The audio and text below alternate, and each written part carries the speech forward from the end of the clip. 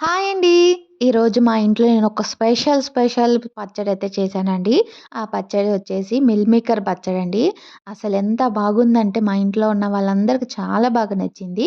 అలాగే ఈ రెసిపీ చాలా సింపుల్ అండి. ఒకసారి ఖచ్చితంగా ట్రై చేయండి. చికెన్ పచ్చడి కన్నా ఈ చాలా బాగుండిద్దండి. ఇంక ఇప్పుడైతే ఎలా చేయాలో చూపిస్తానో చూసేయండి. ముందుగా ఇక్కడ చూపిస్తున్న ధనియాలు, చెక్క, లవంగ, ఇలాచి, మెంతులు, జీలకర్ర, ఆవాలు కొంచెం కొంచెం తీసుకొని లైట్‌గా కలర్ చేంజ్ అయ్యేదాకా మంచి వాసన వచ్చేదాకా ఫ్రై చేసి పక్కన పెట్టేసుకొని పొడి చేసుకోండి చల్లారిన తర్వాత.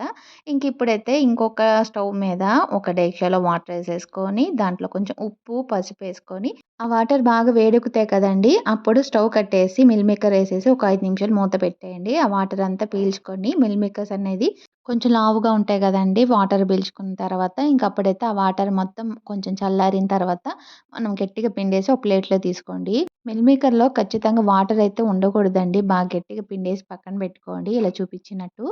ఇప్పుడైతే పచ్చడిలోకి ఫ్రెష్‌గా అల్లం చిన్నుల్లిపాయ పేస్ట్ అయితే పట్టి పక్కన పెట్టేసుకున్నా. అలాగే మీకు చెప్పా గదండీ! ఈ మసాలా పొడులన్నీ పొడి చేయాలని. నేనైతే కొంచెమే కదా అని చెప్పి ఇంకా రోట్లో ఏసి దంచేసాను. అలాగే ఎక్కువ తీసుకుంటే మనం ఎక్కువ మసాలా పొడులు గూడా తీసుకొని యాడ్ చేసుకొని ఫ్రై చేసుకోవచ్చు.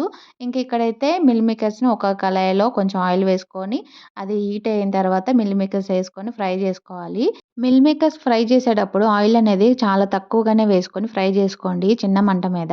ఎందుకంటే ఆయిల్ ఎంత వేసినా స్పాంజిలాగా ఈ మిల్ మేకర్స్ పీల్చుకుంటానే ఉంటాయండి. అందుకని చెప్పి ఆయిల్ కొంచెమే ఏసి ఫ్రై చేసుకుంటూ ఉండండి కలర్ చేంజ్ అయ్యేదాకా.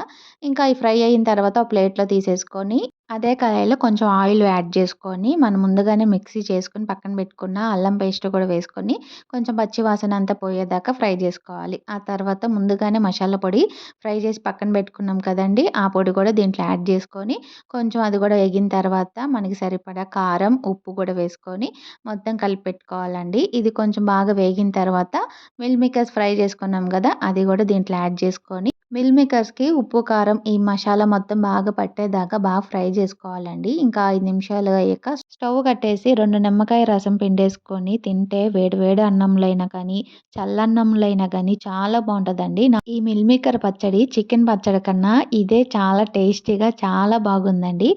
చూస్తున్నారు కదా! అన్నంలో ఎంత కలర్‌ఫుల్‌గా ఉందో ఈ పచ్చడి. నిజంగా నోట్లో అలా ఒక ముద్ద పెట్టుకోకండి. పుల్లగా, రుచిగా చాలా బాగుందండి. మీకు నచ్చితే ఖచ్చితంగా లైక్ చేసి, కామెంట్ చేసి, సబ్స్క్రైబ్ చేయండి.